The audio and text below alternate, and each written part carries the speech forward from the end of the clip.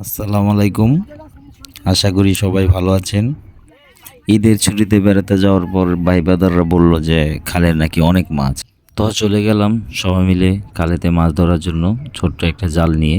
আশা করি আপনারা সাথেই থাকবেন। এটা হচ্ছে মেঘনা নদীর ছোট্ট একটা শাখা। আর এখন খালটিতে ভাটা চলছে। তো এই সময় এখানে অনেক মাছ পাওয়া যায়। আর যখন জোয়ার আসে তখন প্রচুর পানি হয়, তখন তেমন একটা মাছ পাওয়া যায় না। তাই আমরা আসলাম দেখি কি মাছ পাই। তো সবাই মিলে প্রথম খেওটা দিয়ে ফেললাম। আর কচুরির পানা অনেক বেশি, কচুরির পানার নিচে অনেক মাছ থাকে। খেওর মধ্যে প্রচুর পেনা উঠেছে, এটা আমরা সাফ করে নিব।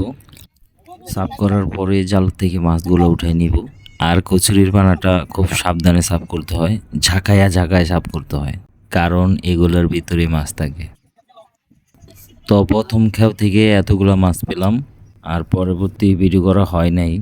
আমাদের মাছ ধরা শেষ, 8 থেকে 10টা খেও দেওয়ার পরে আমরা এতগুলা মাছ পেয়েছি। আশা করি ভিডিওটা আপনাদের কাছে ভালো লেগেছে।